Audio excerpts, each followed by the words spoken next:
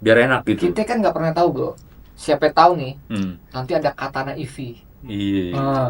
Apalagi Ada Karimun EV. Karimun EV itu, Apalagi Jimny EV bro. Jimny EV. Itu bakal masuk katanya. Konsumen menunggu-nunggu, mereka wait and see man. Udah test drive, Pak, Om, Mbak, Ses, sales nanya. Ini Jadi ngomong-ngomong, nggak nih? iya ada subsidi nggak nih, ada diskon nih untuk kendaraan listrik. Tempat bikin surat edaran bahwasanya harus mengikuti aturan dari Kemendagri Betul. untuk memberikan pajak kendaraan listrik. Setelah itu direvisi semua total, akhirnya dibuat free lagi, DKI ikut, KDM Jawa Barat juga ikut. Nah, kayaknya akan berlaku juga untuk nasional karena ini sifatnya untuk mendorong industri otomotif. Iya betul.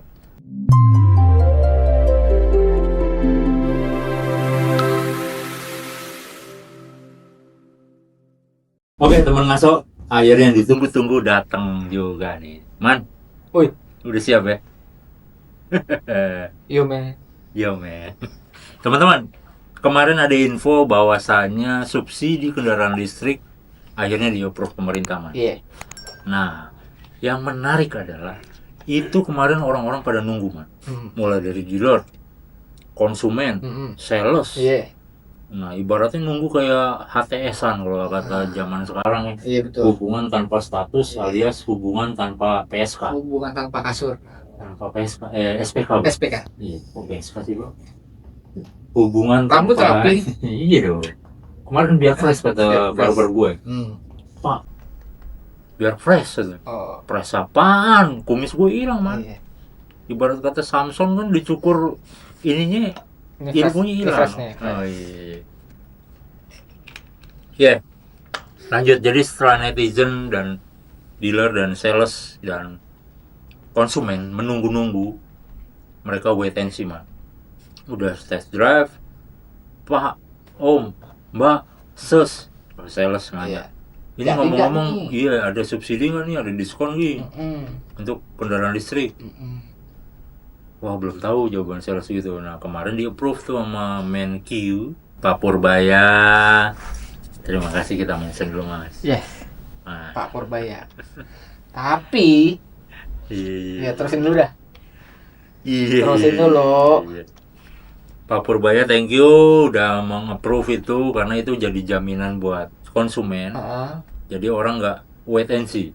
Oh gitu. Nggak nunggu-nunggu. Iya. Akhirnya SPK tuh. Dengar-dengar katanya DKI Jabar udah ngapus tuh. Iya. Ya, kan? Akhirnya ikut tuh man. Iya. Kemarin sempat ada edaran dari Jabar, terutama Pak KDM sempat bikin surat edaran bahwasanya harus mengikuti aturan dari Kemendagri untuk memberikan pajak kendaraan listrik.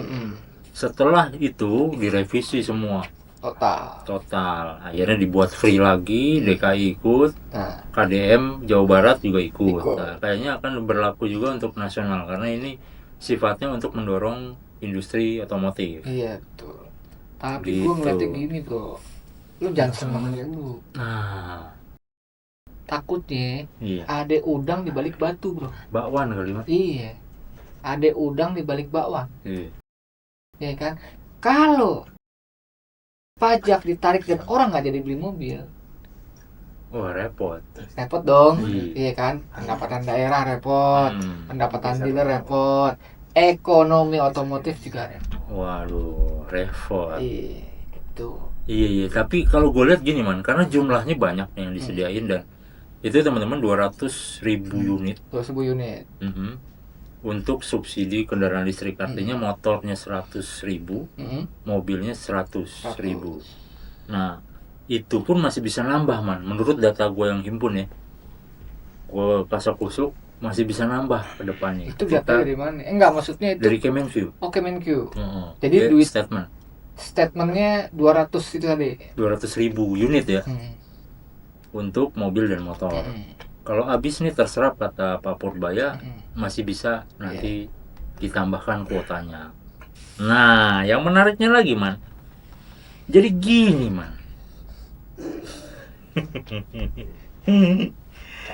Perang harga ini makin gila man. Oh iya. Artinya ketika semuanya dapat subsidi, otomatis kan pada berlomba-lomba, man. Iya, betul. Pabrikan nih ya.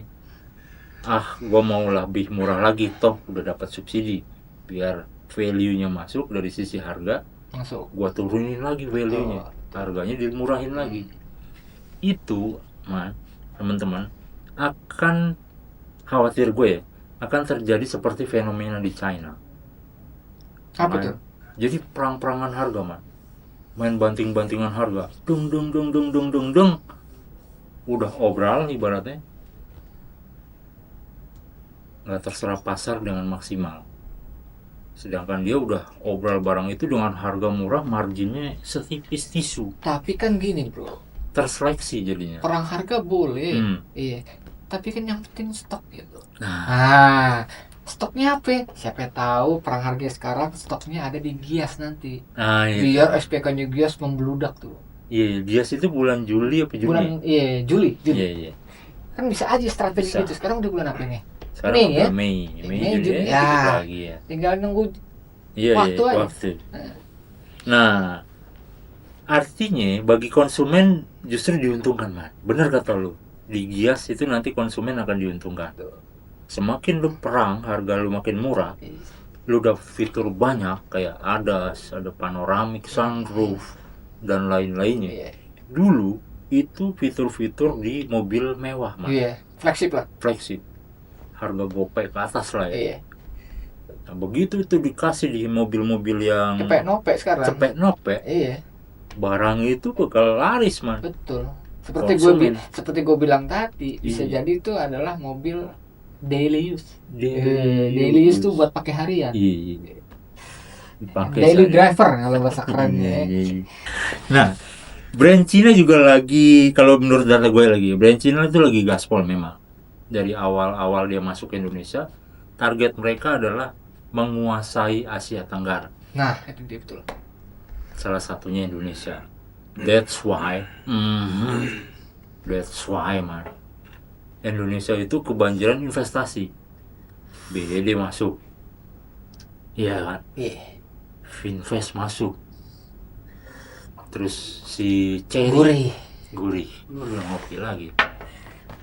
Ngopi dulu kali ya teman-teman. Biar agak slow nih kita ya. Kopi Finvest yang kemarin itu bukan? Iya. Kenapa sih pas ngomong Finvest lu berhenti ngomongnya? Karena ngopi dulu lagi. Lu ngopi tadi, gue ngikut. Kira emang sengaja. Bagus itu brand itu, jangan salah itu. Bagus. Iya, Ion masuk. Gua lanjut ya. Ion masuk, Wuling duluan tuh. Yang lain belum pada masuk, dia udah masuk duluan, bahkan bikin pabrik. Pionir. Bikin pabrik segede gaban di sono, Cikarang apa Karawang ya, lupa gua. Karawang. Iya, Karawang. Gede. Nah, artinya mereka memang sudah ada ambisi untuk ekspansif di Asia Tenggara. Nah, dengar-dengar, man, itu akan menjadi basis produksi untuk Asia Tenggara dan Pasifik. Wuling. Semua. Yes. Karena jalur sutranya Cina, gue udah main geopolitik nih, kayak lu nih. Jalur geopolitik. Jalur sutranya China itu kan membentang dari ujung sampai ujung ya. Betul. Nah, Indonesia dianggap strategik untuk lingkup Asia Tenggara, man.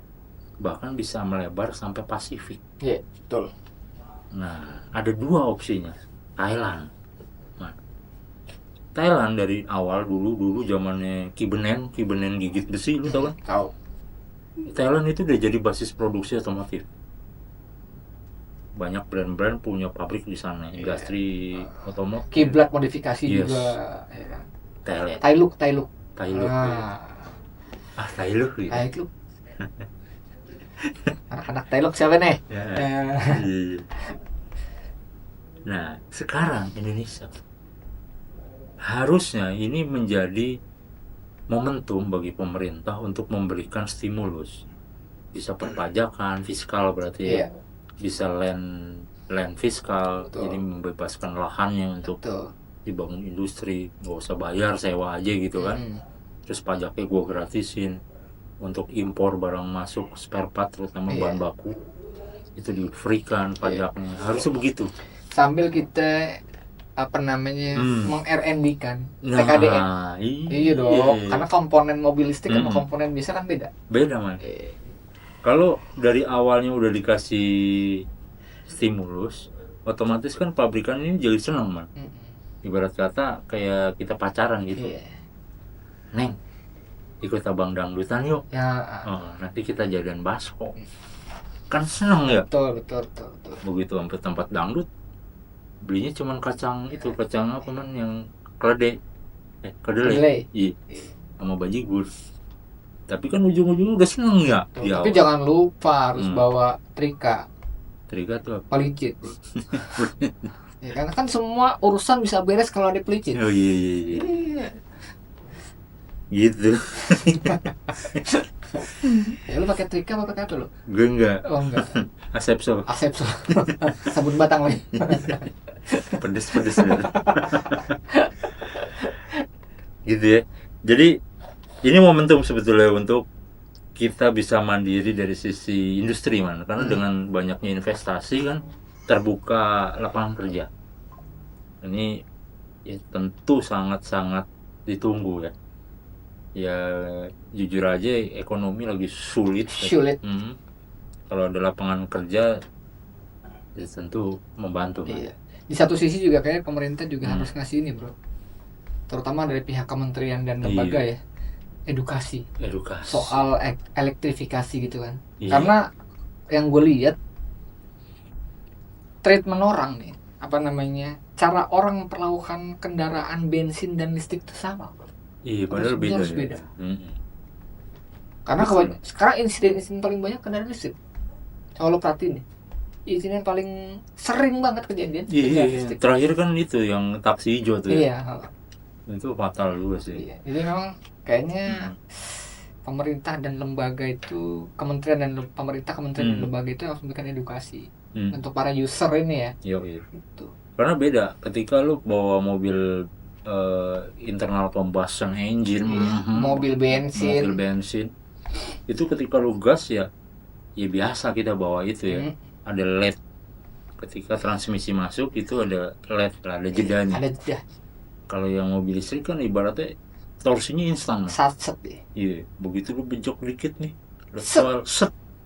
Udah kayak di Jambak Gondoruo. Iya. Udah pernah lu? Belum.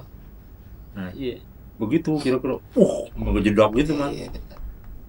Di Jambak Gondoruo. Itu sejenis setan ya dia. Sejenis setan. Hantu.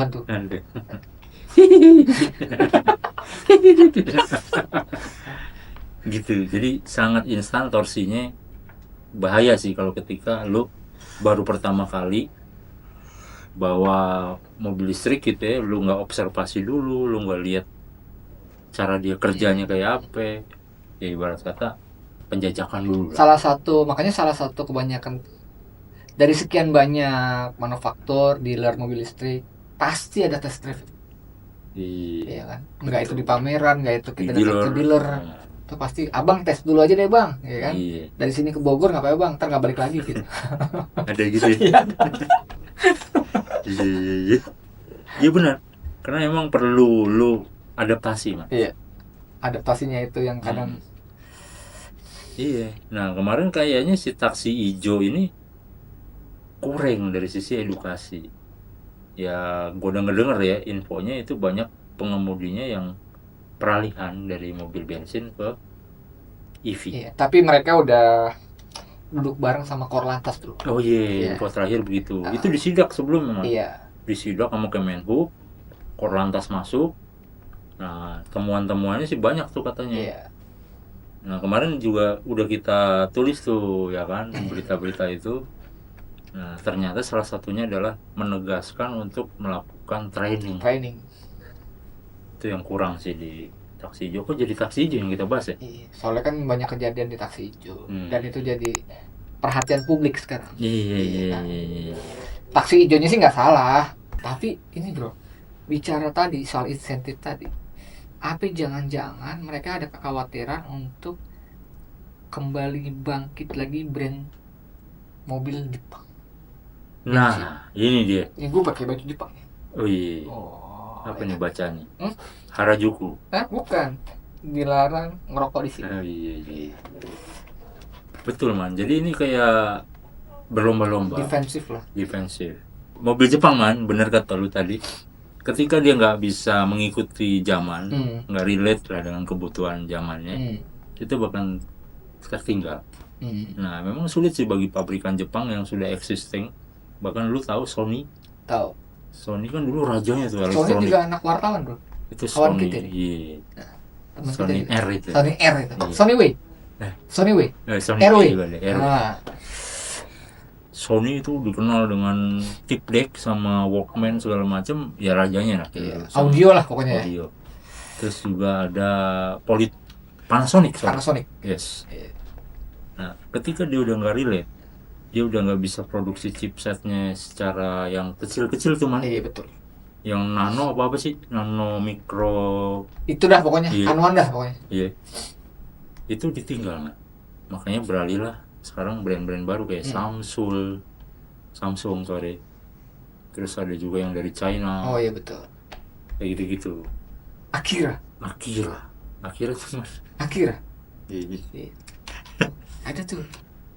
Apa namanya? Audio mobil tuh namanya. Iya. Itu semua dari China. Nah chipsetnya dari Taiwan man. Makanya mereka kemarin open tuh China. Mempersilahkan para produsen chipset mikro semikonduktor untuk investasi di Cina. Betul. Di Jepang. Samsung masuk. Dari Taiwan tuh masuk. Intinya itu. Saking teknologi ini bisa diintegrasikan, bro. Xiaomi aja sampai bikin mobil. Iya. Tadinya HP kan. Iya kan. Sekarang bikin mobil sama mesin cuci, bro. Mesin cuci. Polytron juga. Iya kan? Yang lokal nih, Polytron juga lokal ya, ada AC, kulkas. Jadi kalau tempo hari teman gue di Polytron juga cerita. Iya. Enakan yang kerja di misalnya kita ngomong Nokia gitu ya, daripada gue. Kenapa? Ya Senin gue meeting kulkas, Selasa gue meeting mesin cuci, Rebo gue meeting AC, Kamis gue meeting motor. Nah gitu. Jadi meetingnya banyak bro. Iya. Kalau Nokia kan udah ngomong meeting handphone aja gitu. Nah, iya. Emang satu divisi ya? Nggak dipisah-pisah? Nggak dipisah-pisah. Waduh, itu bisa minta tambahan honor sih. Iya, benar. Job desk-nya makin banyak. Betul. Nah, balik lagi. Jepang, ketika dia nggak bisa adaptif sama kebutuhan zaman, bakal ketinggalan. Jadi, gue tidak menyaksikan Jepang ini bakal terhempas. Tapi gue yakin Jepang juga punya solusi. Ya dia udah riset juga diam-diam gitu kan. Dengan mental samurai. Jadi ini samurainya kayaknya masih disarungin man, belum dicabut begini. Begitu dia cabut, sing gitu. Ada slow motionnya gitu. Sing. Enggak. Dia semenjak cukur beda. Iya segala samurai dibahas. Coba lu bayangin aja. Semenjak cukur kumisnya. Gue coba menganalogi mah. Biar enak gitu. Kita kan nggak pernah tahu bro. Siapa tahu nih. Nanti ada katana EV. Iya. Apa lagi? Ada Karimun EV. Itu. Apa lagi? Jimny EV. Itu bakal masuk katanya. Gue dengar kemarin sudah diuji di test drive itu lolos juga. Nah, kayaknya lagi dibahas tuh internal sama pihak Suzuki-nya. Menarik. Cuman yang jadi masalah ketika Jepang ini bermain di EV juga. Waktu. Betul. Overprice. Kemahalan barang itu. Nggak masuk value-nya untuk bersaing dengan brand Cina. Apa jangan-jangan gini bro, kalau gue ngeliat nih, masing-masing brand ini kan punya identitas. Brand Jepang udah positioning bahwa mobil listrik gue itu untuk kalangan, let's say kita ngomong B atau A gitu. Jadi yang punya doku 600 ke atas baru bisa beli mobil gue. Karena mobil gue ya secara historical udah kuat, ya kan, secara industrial juga udah kuat.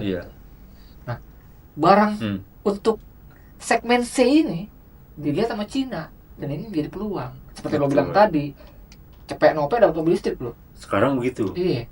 Nah, tapi bagi konsumen, benar kata lu tadi, masih minded soal layanan purna jual. Iya. Ketika lu beli mobil, bagi orang Indonesia itu investasi, man. Iya. Bisa gua jual lagi nih nanti 5 tahun ke depan. Iya.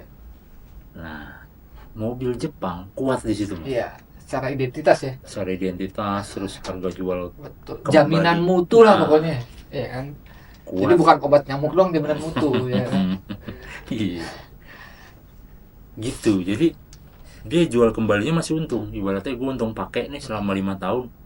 Begitu gue jual, harganya nggak jatuh-jatuh banget. Tapi gini bro, ini prediksi aja ya. Kira-kira kalau kita jual second, orang lebih pengen beli mobil Cina apa mobil Jepang? Dari lo deh. Kalau gue beli second nih. Beli second nih. Mobil listrik Cina mau mobil listrik Jepang atau mobil bensin Jepang? Oh, compare-nya sama-sama mobil listrik. Entah mobil itu listrik dari Cina, Jepang, atau Eropa gitu. Iya. Sama-sama mobil listrik. Kalau gue listrik nih luas, man. Ada yang hybrid, ada yang full baterai, ada yang plug-in. Yang mana dulu? Yang mana aja deh, bebas. Ini repot ini. Karena listrik, bro, separuh harganya itu di baterai. Di baterai, betul. Ketika statusnya udah second, otomatis gue harus mikir nih, ini gue ganti baterainya berapa duit? Iya, apalagi second anak 3 ya. Iya, itu. Jangan-jangan separuh harga sendiri kan? Nah, gue nggak jadi beli mobil listrik. Itu maksud gue. Iya. Jadi sebenarnya lu mau itu Cina, Jepang, Eropa, ketika statusnya second, kalau gue lu tanya, gue nggak beli mobil listrik. Itu maksud gue. Iya. Mungkin di Indonesia second EV itu belum populer. Iya. Karena apa? Belum ada jaminan. Iya. Satu baterainya. Iya. Yang kedua nih mobil ya namanya listrik bisa diotak-atik kan ya. Iya. Segala macam fitur. Ya mungkin unggul fitur segala macam. Tapi kalau kita mau ganti baterai baru, kalau beli HP second tinggal ganti baterai baru murah. Bro. Iya. Lah mobil listrik. Setengah harga gelondongan baterainya. Ya kan? Gede banget gitu. Tetap orang milihnya kalau nggak Eropa Jepang pasti. Iya. Kalau sekarang untuk second ya. Second, iya. Tapi kalau untuk baru yang murmer tadi, nah itu cepet. Karena memang sebenarnya pilihan banyak. Gitu. Pilihan banyak, tinggal gimana nanti si pengguna cari yang paling menguntungin mereka. Betul, untung pakai, untung regulasi, untung pajak. Itu aja. Yang murah. Betul, kalau untuk orientasinya dipakai harian nih sampai 5 tahun ke depan lah ya, pakai aja terus, nggak usah lu jual. Lu beli mobil listrik nih, lu pakai. Saran lu ya, saran gue nih buat sobat ngaso nih, teman-teman ngaso nih, dan lu beli mobil listrik nggak usah lu jual. Iya, gue itu kenapa gue bilang begitu ya, gue berdasarkan ngobrol dengan teman-teman komunitas juga, mereka bilang gitu. Kalau lu beli mobil listrik ya udah pakai aja, lu nikmatin aja barang itu, nggak usah lu mikir jual lagi. Karena jaminan baterai juga lama ya. Iya, bisa seumur hidup. Ada beberapa brand itu baterainya seumur hidup, selama dia nggak jual kembali maksudnya. Terus lu pakai nggak macam-macam, nggak pakai aksesoris yang merusak. Ya, lu bisa seumur hidup tuh, garansi baterainya doang. Kan worth it sebetulnya kalau lu begitu ya. Nah, cuman balik lagi, untuk orang Indonesia itu beli mobil ya investasi. Jadi kalau bicaranya untuk masa depan gitu ya, apalagi kayak kita nih mendang-mending gitu ya, beli mobil, ntar gue mau ganti lagi 5 tahun ke depan, apa ya yang sekira-kira nggak jatuh harganya, kan begitu.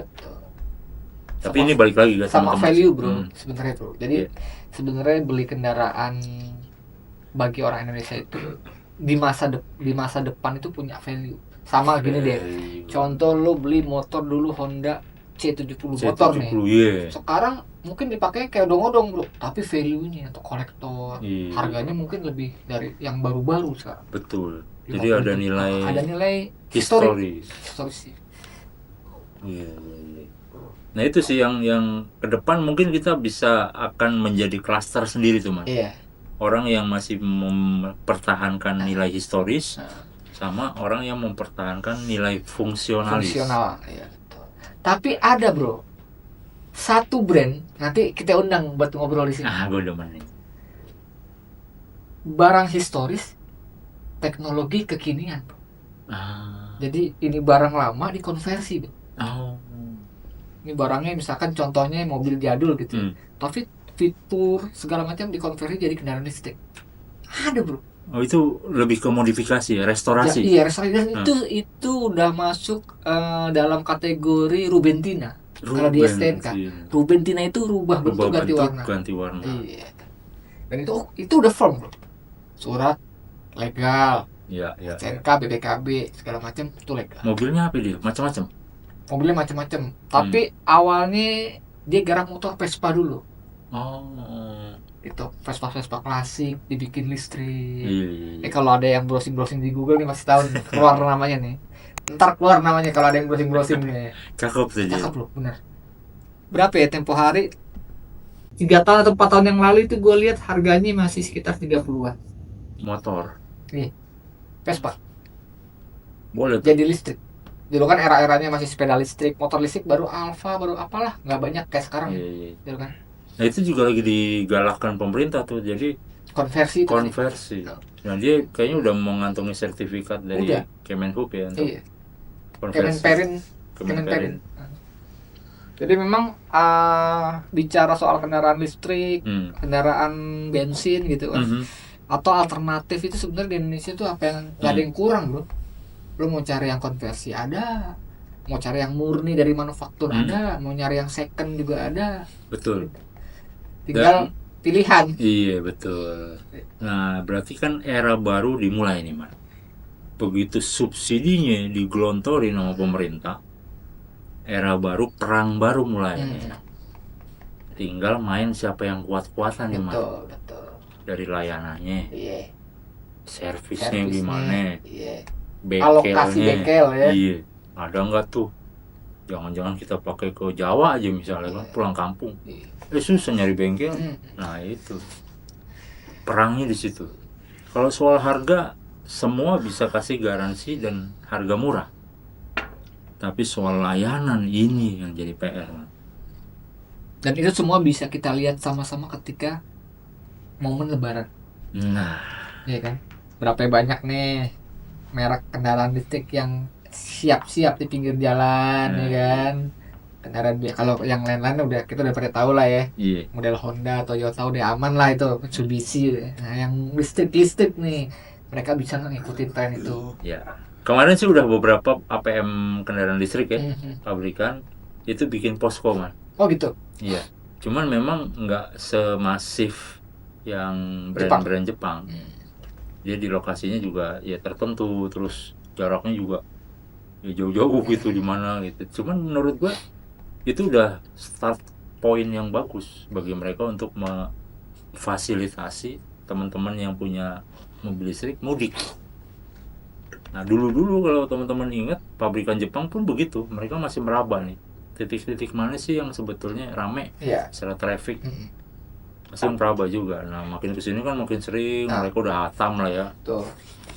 Kedepan sih kayaknya akan semakin banyak posko-posko brand-brand mobil listrik. Apalagi tol-tol di Jawa, di Sumatera, di Timur juga udah mulai banyak. Kan? Nah itu man, menarik man, karena infrastruktur di Indonesia tuh makin panjang ya. Makin panjang. Artinya tren untuk road trip, Jawa Bali road trip ya, terus Jawa Sumatera bisa nyambung ke tol, itu makin banyak bro. Menarik sebetulnya untuk kita bahas road tripnya. Nanti kita kapan-kapan jajal motor listrik atau mobil listrik dari Labuan Bajo ke Larantuka, Trans Flores. Jauh. Makanya kita jajal. Iya boleh. Gitu. Seberapa besar seberapa ketersediaan infrastruktur yang ada di sana. Iya, mulai dari jalannya.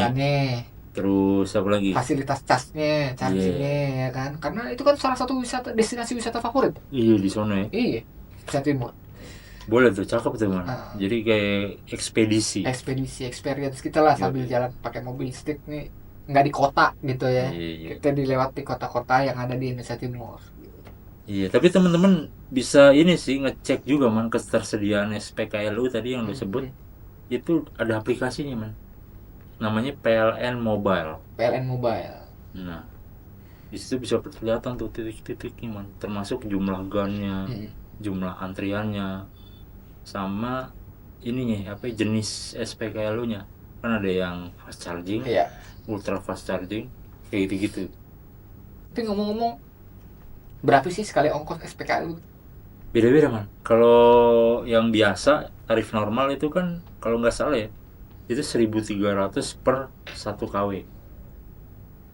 Iya. 1.300 perak. Iya, 1.300 per 1 kW.